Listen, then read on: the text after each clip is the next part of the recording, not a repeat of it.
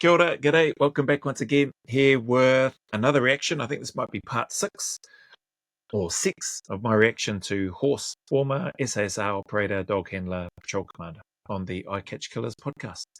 So let's jump back in.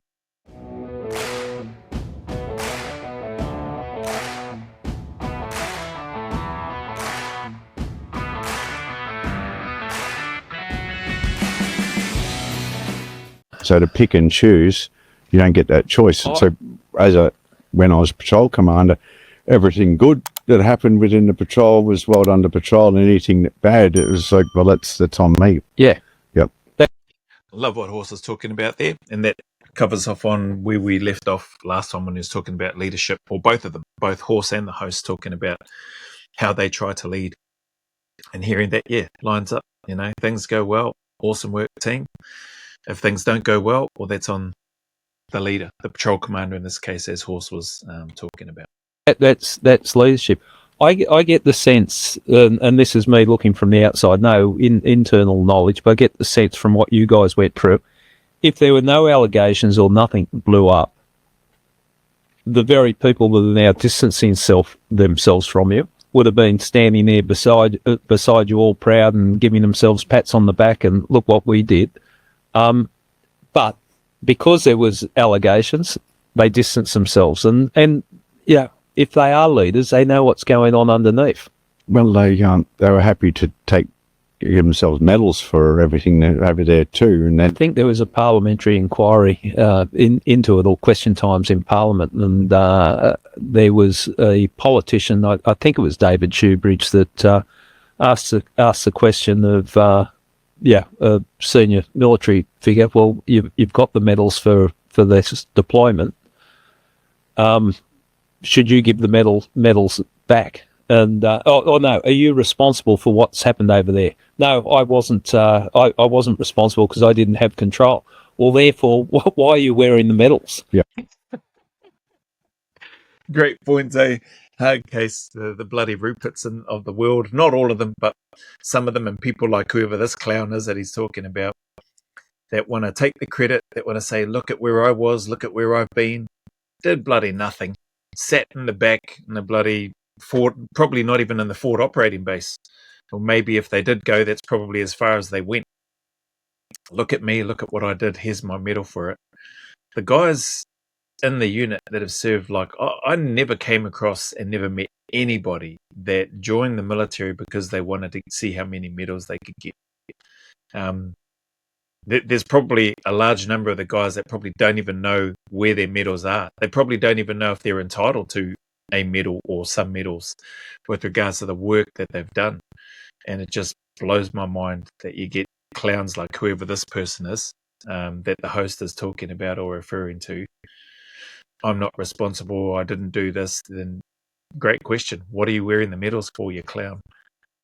And that's not the verbatim, but that was the gist of the line of questioning. That makes sense. And it really encapsulates everything you've been talking about. Yeah. I'll take the good times, and then the bad times are not my responsibility. Distance ourselves from it. We jumped past the wildlife protection over in Africa. Tell us about that. So I'm working with a company called Malavora Systems, and it's a veteran-run organisation. He's ex-Australian military as well. He lives over there, and what we do is mentor local wildlife rangers. And so we'll go over there and run training for them, and I run a lot of mission planning and appreciation. And so recently I was in South Sudan, and so in 7 weeks I had them in 7 weeks we had them running, I'd give them a warning order, okay, this is what we got out on the ground, these are the issues, and then they would do an appreciation process, course of action development, brief me back, we choose a course of action that's appropriate. They go and write the orders, deliver the orders, and run the mission. Okay, and poaching. This is tell us about the environment, because this is hardcore. Yeah, so it's some of the most special forces stuff I've done. Yeah, because you're out there living in the park with these guys running, essentially it's almost a paramilitary unit against these guys who are out there poaching bushmeat, obviously rhinos and elephant horns, to get money back. So some of them are just doing it for survival, but obviously you've got the international factors coming in and paying them big money, and so of course when you're subsistence, you're going to go for it. So there is that humanitarian issue that you've got. I can't blame these guys. Yeah.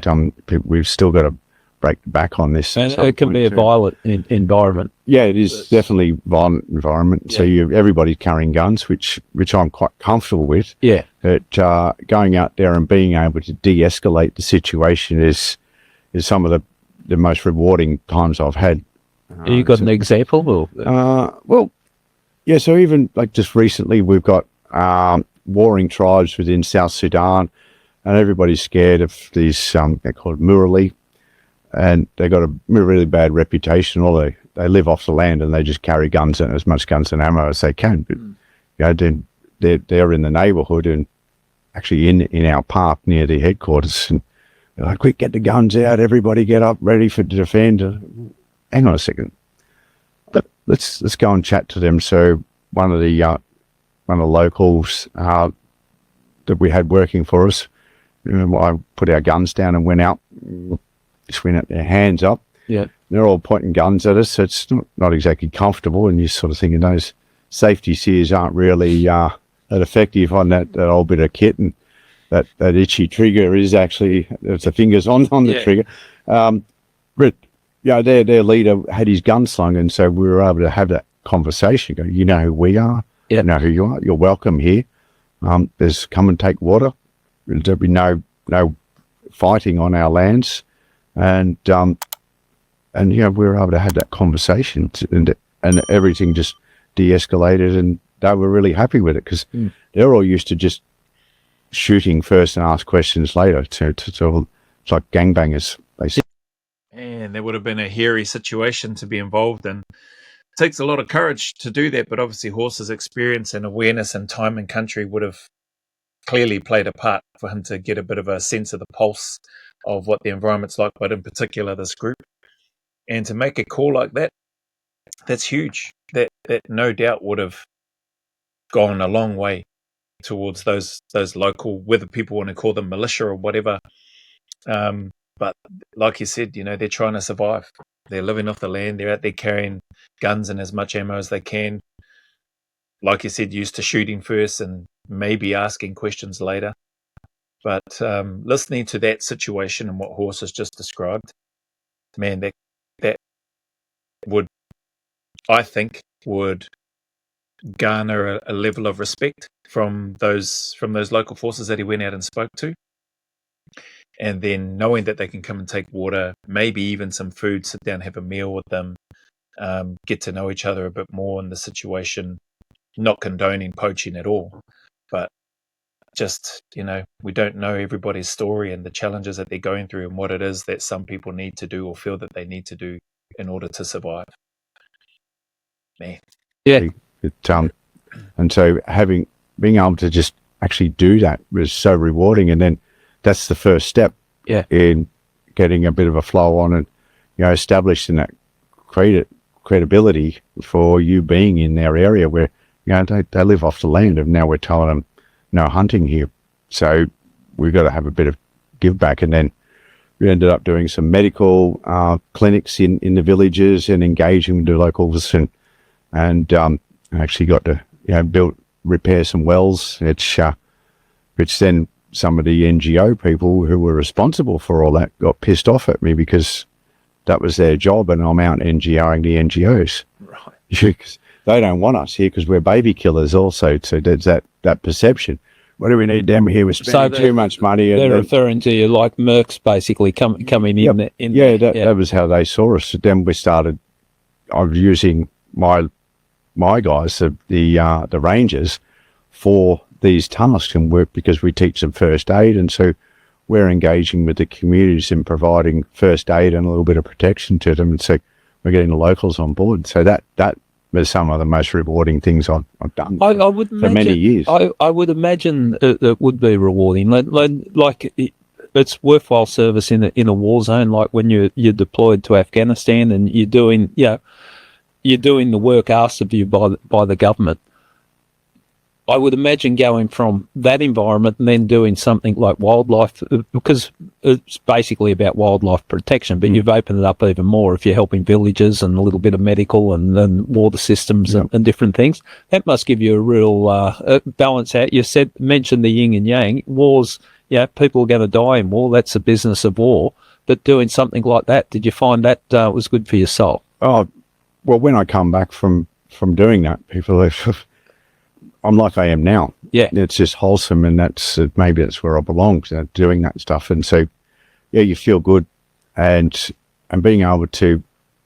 So I've got the martial skills to back it up. That because I've been downrange and seen war, and if we don't want that, and having those martial skills to back it up, and that I guess once again we're selected on intelligence and our problem solving skills. And our ability to engage with all different sort of people from around the world, being able to do that and actually assess, okay, what's the issue here and what do we need to do to solve it? Yes. We don't always resort to those that war or guns. We don't just have a hammer. We got many tools in our toolbox. Because people, that critical thinking is a big part of it, and like Horse has shared. And I think I've touched on at least one or several other reactions. Man, I can connect and trace a lot of what I've been blessed and privileged to do, and areas that I've been able to work in, and places where I've had to communicate and speak with people, whether in private security, whether in the military, whether outside the military, people that troubled youth, former prisoners that are getting worked up, a whole bunch of things, corporate people, bigwigs, millionaires, billionaires.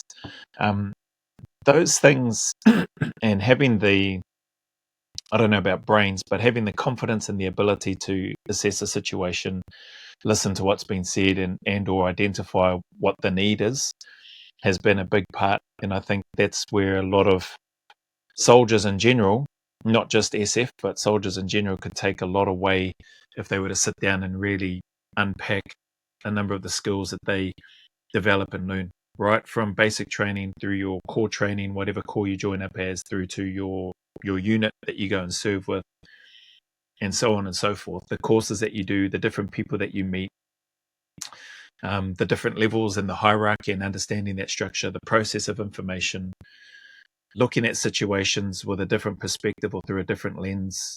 All of those things have been like magic, for me anyway, coming out. Haven't always got it right, and I don't always get it right, but it's been super helpful, and it's helped me in a number of different ways. So I can connect and relate to what Horse is talking about and his experiences that he's had. There's a power in that, I reckon. people see, like you said, the martial skills that allows you to do the work that you do. People see it as an either or. You're a soldier, or you're something that NGO doing some good for communities.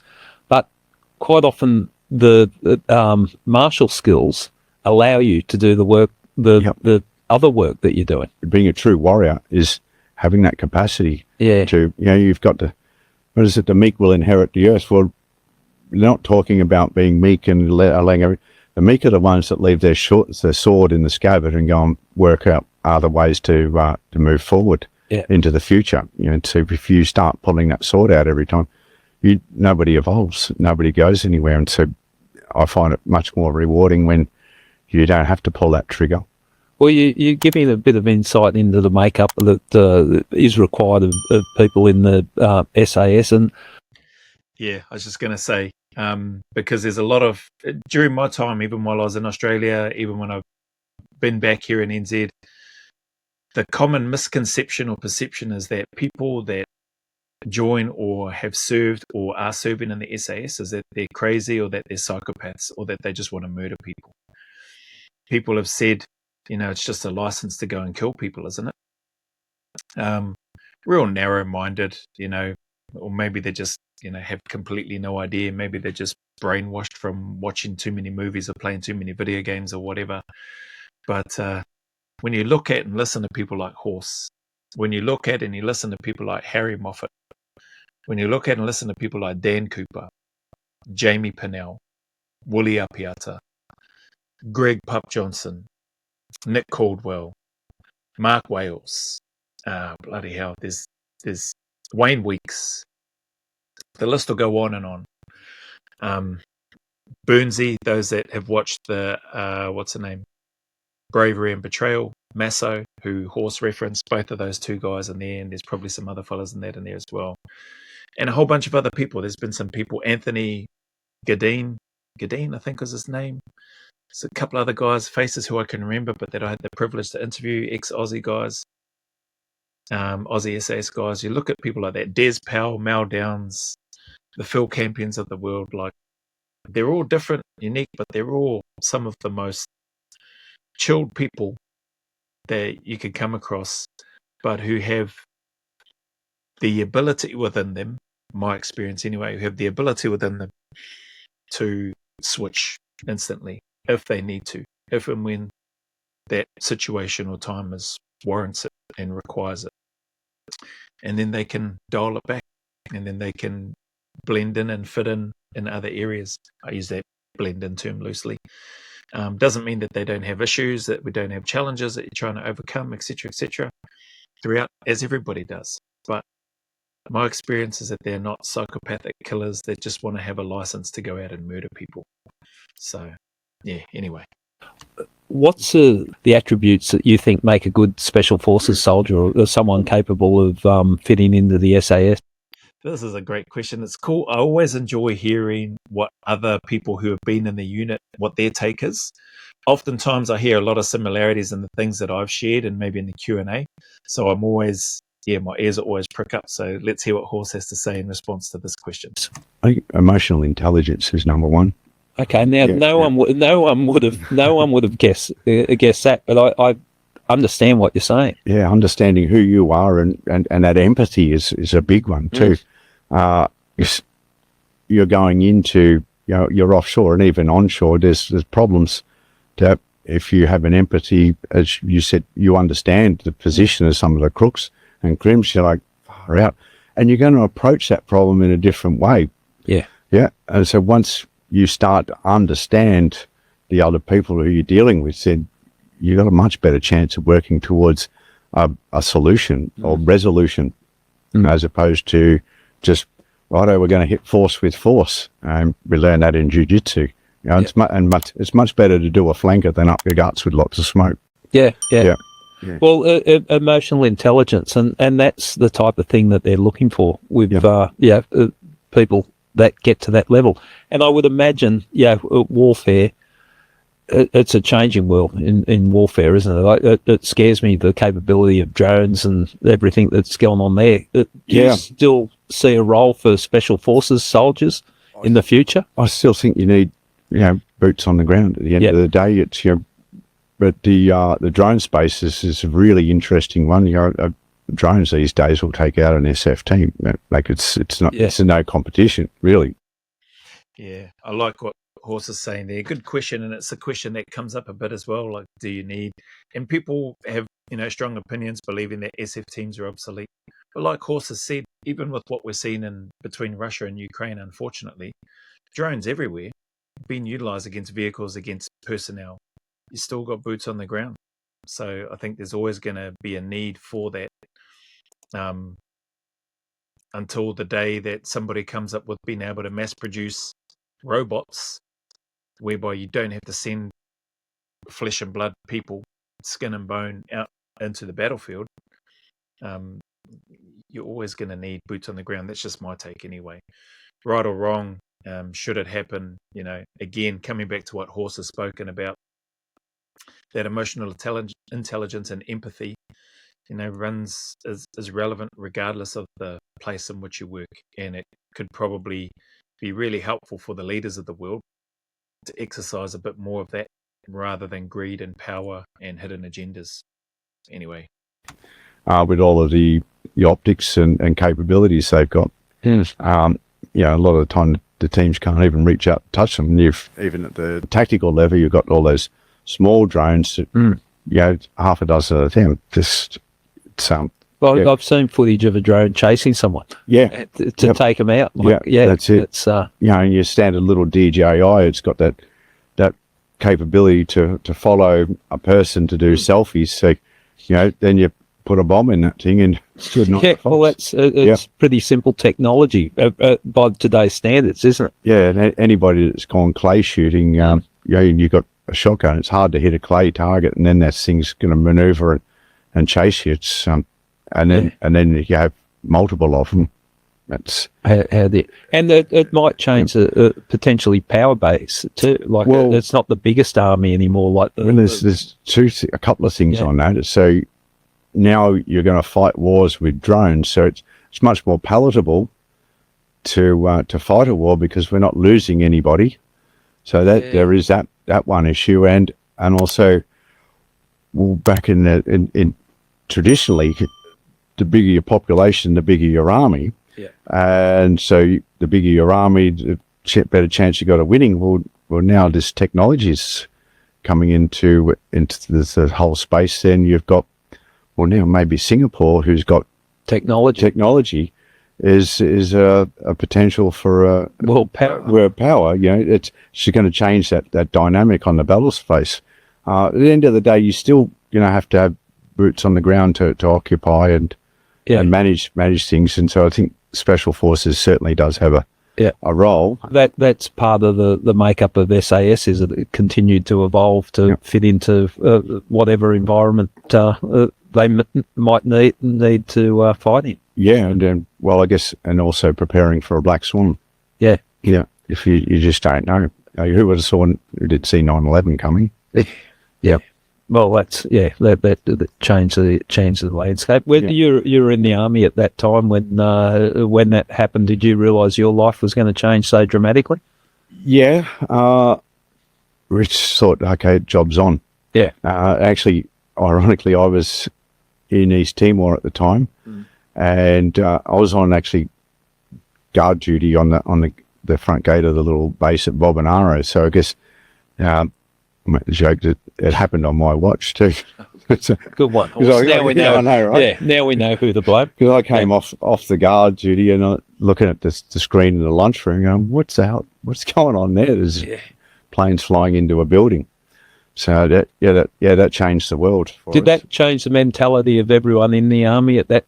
Now the training became very real. Did the tempo up? It certainly made it real. So Timor kind of made it real, but then. Okay, this is next level now. Yeah. And then obviously Iraq and then Afghanistan. This is something real, and some of the guys captured it in bravery and betrayal. Actually, it was one of the sons, Keegan. Yeah, the feeling sending Dad off to East Timor was different to sending Dad off to Afghanistan. Yeah, and so it made it a bit more real. Bit real. Yeah, and significant increase in the threat. You've relatively recent also been across to the Ukraine. Security for doctors getting to hospitals near the front line. That's the way I see it. That's balancing out, or not balancing, but it's a real yin yang thing. You're helping people and getting medical support into a war zone. How was that as an experience? That was really interesting because I was not armed. Yep, and actually it's quite safe. I think. Within Ukraine, if I was getting around armed, I might have got myself into more trouble than not being armed. And so, there's recognising that's important. But coming from the across the Polish border, having a look at all of the 82nd Airborne HIMARS pointed eastward, and all the hardware going on over there was interesting. But then going forward to, I think we were in 15 kilometres of the front line. Now, these hospitals that I was escorting surgeons to have been functioning like that since 2014. Right. When the I think the Donetsk People's Republic, the Luhansk People's Republic, and Crimea all had referendums to leave Ukraine because there's a lot of corruption there, and I think it's to be expected because they've only had sovereignty since 1991. Yeah. And so there's going to be that power struggle, and I see that throughout Africa. When the colonial powers pull out, there's this power vacuum, and well, what do we do with this? And so they're all just power, vying for power corrupts, and so when you got a government that doesn't hand out money to the regions, and Australia did that with New Guinea too. Yep. We just pulled out and virtue signaled to the world, hey, we've given it to them, but if you slowly withdraw and enable the locals and build them up, then it's a nice way to do it, instead of just pulling out and going, look at us, aren't we awesome? You acknowledge as a soldier, you sign up, and military, you can be ordered, this is how we're going to use you, for whatever reason, that might be something you personally don't agree with, but you accept that's part of signing up for the military. Is that correct? That's correct. And so once again, it's that unique factors of service. Yeah. You give. I think that part of it, when he was describing it, I don't recall reading anything like that, worded like that. But yeah, I get what he's talking about after Horses replied. It makes sense. Yeah, that is what you're signing up for. But also at the end of the day, to the military's credit, this is just my take. If it's not for you, and if you feel, if an individual feels that strongly that, no, I don't want to go to war in that place or wherever, then you'll probably suffer some consequences, depending, because of the nature of the military contract and what you've signed up for and what you've sworn the oath to, with regards to your service. But you don't have to go. Things are quite different. During the time when I joined up, it was peacetime, so there wasn't any of that stuff, and never really had any decisions like that to really think about. By the time things were gearing up and kicking off and happening around the place, we're then bombarded with the media. This is the picture. This is the narrative. This is what's happening. This is why we're going in. So I was one of those that just had no issue with going into Iraq with regards to what I was seeing, and with regards to what was being touted over the media and the briefings that we were getting and the mission that we were going there to perform. So, I like what he's saying here, but people shouldn't think that, oh no, I'm hamstrung, I have to do this thing. I don't think that's the case. You leave all that. You leave that. You join the army. You leave your civilian life. Yeah. And if you do have a big issue with it, then you get out. Yeah. Yep. Reflections of your time in key part of what he's just said. Yeah, if it's not for you, then discharge, withdraw, leave. I'm going to let this carry on because there's only about 6 minutes left on here, and it's just coming up to 30 minutes now. In service in Afghanistan and the time in the military, do you look back at it with pride? Yeah, some of the fondest times of my life. I often wish that I could do it again. Yeah, we all want that horse. I'd like to start again and do it all again. But my brain thinks I'm 21, but my body thinks I'm an idiot. So. Just listen to your brain. Don't worry about it. You'll be fine. Yeah. Only as young as you think, eh? Or what do they say? Only as young as you think, or only as young as you feel? So I think I'd rather stick with only as young as I think, because some of the feeling in the body, mainly just my knee, isn't what it used to be. So, but at least it's getting better. Okay. And it's nice to hear Horse too, as well as the host, speak about, sometimes reflects on how he'd like to do it again. I think everybody, if you've been in an environment, I think sports people would likely be no different. If you've been in an environment whereby it's just so rewarding and you're surrounded by some of the best people that you've ever had the opportunity to be with and work with and learn from, I don't think there's anything wrong with having thoughts from time to time, oh man, I'd love to do that again. As long as you don't let that consume you and then that's all you're fixated on, and then, knowing that you're not ever going to be able to go back to that time, and you work on where you are now and moving forward. Like, that time has been done, it's passed, and then working towards wherever you set off or whatever you set your sights on moving forward. But you do look back at it, and you've paid the price emotionally, physically, and everything that you've been through. But you look back at your service with pride. Absolutely. Yeah. Just great pride, and I'm really glad that I got the opportunity. And I do promote the idea of anybody else that's considering getting into the Defence Force to go for it. Yeah. Awesome horse. I'm the same. Like, I'm an advocate for the military, man, for the Defence Force. Like, it is a great place. My wife and I never pushed or encouraged our children to join the military, but we've got some that have chosen to join. At the same time, we never discouraged them. And it's the same now, having the privilege to work with a few people that have got their sights set on a few things within the military. It's a privilege for me to, spend time with them and encourage them, and to see and to hear the excitement and the direction that they're wanting to go. And again, I achieved amazing things in there, and it set me up well. And I've got some lifetime friends forged in fire, and yeah, they were great times, and Yep. and I'm thankful that I got that opportunity. And so I say there's no greater calling than to be of service, and as long as people serve, not take. Yep. Interesting. And so when you are joining up, go in with your eyes wide open. You know, once again, we saw what they did to the Vietnam vets. Yep. Still joined up, and so what they're doing to us, and let that put you off. But go in with your eyes wide open. And now here we are with a film, so I'm hoping that that'll raise the awareness in the Australian public, so that we can take steps to ensure that it doesn't happen to the next generation. That's awesome. Awesome. And and part of the motive, as I understand it, for the film is to make sure your story, as in collectively, everyone that was involved in this story, that comes across. You would hope that these allegations about war crimes and be resolved sooner rather than later, because people's lives are on hold. Yeah. So, and that was when we recently did a screening at Parliament House, and that's one of our big things is, okay, this has been going on for 10 years. Now, I'm not a lawyer or been involved in policing, but I'm pretty sure that these things shouldn't get dragged on that long. And if there's anything there, it should be finalised. Charges, put up or shut up.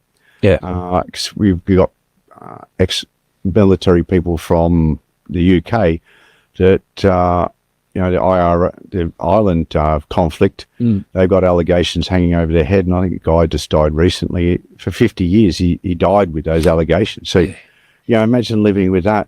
So that's got to shorten your life. And the impact it has not only on the person that's under charges, but the flow-on effect to the families. And I think, one of the findings on the Royal Commission into Suicide is anybody that comes into contact with the justice system, it does have a psychological impact. And the longer you are under, in contact with that and under investigation, the greater the effect. And so then we're talking about suicidality and not only that trauma that you're passing on to your family and then the community.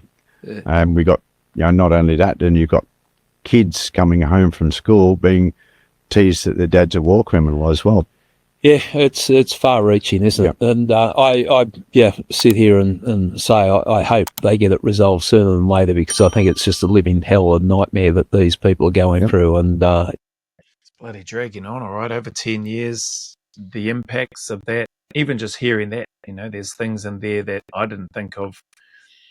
Well, the longer-term effects. I thought of the families of those that are going through this right now and the impact that it has on them. But valid points about the children. Oh, is your dad one of those guys that's been charged with war crimes? Or is that your dad? Is this your uncle? Is this your, whatever? It's just, it's tough. The impact is far-reaching, as the host said. And hopefully, like Horse said, bloody put up, finalise things, or shut up.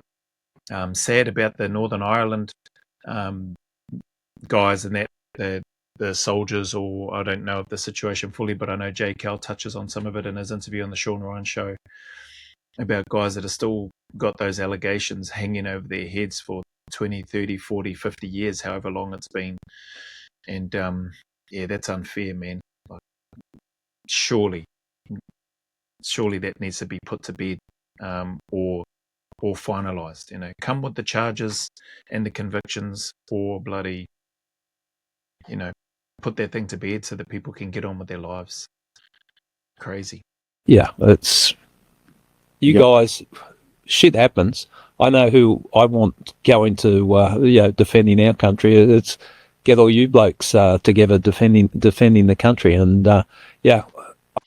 And you know what? Just on that, sorry, I'm smiling because you know what I reckon? Those same guys would likely put up their hand and go and do it again as well. Like if something happens, heaven forbid anything happens, but if something happens, those same guys that have been charged with the war crime allegations, you know, like this guy's saying, not that Horse has been charged with any war crime allegations, but their blanket brush effect has affected and tarnished the whole regiment, the whole unit. I would assume those guys, even though they've been through that, because of their desire to want to serve and because of their understanding of what those environments are like, they would probably put their hand up again and go if something happened and they were needed. I think we've got to accept that it's an environment that unless you've been there, you don't understand what goes on. Yeah, it's quite complex. So I have been to Ukraine, and so I have an opinion on that. And people ask me about Gaza, and I haven't been there, so I don't have an opinion. All right. Well, we might wrap it up. I'll just to see Bravery and Betrayal, the documentary. I know it's still touring around the country. If people are interested in seeing it, and I thoroughly recommend it, and certainly expanding on what we've talked about here, and some really interesting and heavy emotional stuff that comes out in the documentary. How can people find out where they can see it? So get onto the Wandering Warriors website. Now they're another veteran or support organisation who they're involved with education. But I guess we need to say that the film was actually done on donations from the Australian public. So thank you to all those people, and managed by Wandering Warriors. Big shout out to them as well. So Wandering Warriors and the Bravery and Betrayal Tour 2.0, backed by popular demand. You see all the tour dates and locations. Excellent. All right. Well, before I wrap it up, you reckon Spike's got what it takes to get through the selection course in the SAS? I don't know if either of these dogs have. Yeah. Sorry, Spike. We'll get you a gig somewhere else. Horse, thank you so much for coming on today. And I have total respect for the services that you've given to the country, and talking about the things that you're talking about. Total respect from my end, mate. And I hope all the best for the future and what you're doing. You should be proud of yourself. Likewise, thank you, and total respect for you and your history as well. So, did a little bit of research before I got here, and I was pretty much ignorant of who you were and don't what believe you've done. All the headlines. Oh, no, I'm familiar with the media. But reading between the lines there. Thank you for what you've been doing while we've been here, while we've been doing it overseas. So, takes all of us, and so thank you. Good stuff. Thanks, Horse. Thanks for having me on. Awesome. Cool interview. I think there must be another one. They only needed us for war. So maybe there's another interview with Horse. But that's the end of this second part. So maybe there's a third part that I'm not aware of, but I'll have a look anyway. Because I think I saw some comments from one of the kind supporters of the channel, at Christian Maver, over there in Western Australia, over there in Perth, who mentioned something about some not very good aspects with regards to them trying to show the bravery and betrayal documentary, having to pay ridiculous amounts of money. I think the War Memorial Theatre charged more than anybody else. That those that have been trying to show the documentary had to go to small private theatres, and they were charging quite a lot of money. And then they thought, okay, we'll go to the War Memorial, and then from what I've read, I don't know, then the War Memorial charged even more. So that's pretty poor form if that's the case. With regards to, trying to get their side out and hear from the horse's mouth, so to speak, no pun intended, with regards to guys that were actually there on the ground, rather than the narrative that has been battering the headlines in Australia and around the world, to be fair, about the Australian SAS being war criminals. But anyway, appreciate you if you stuck around this long, and if you watched my reaction to this. If you'd rather, I'll always put in the link to where the full video is, so you can just go and watch his interview without my interruptions. But appreciate you anyway, nonetheless. As always, man, the message is the same, mate. Regardless of the challenges, difficulties, trials, challenges that you may be going through, just keep turning up, put one foot in front of the other, take one day at a time, and just can't mention it enough to just stay in the fight. Things can do and will get better if you want them to. So just stick at it. As always, go always a little further. Remember, who dares wins and who cares wins. And until the next video, there's a big mana wave coming from me to you, filled with my aroha, respect, appreciation, and gratitude for you all.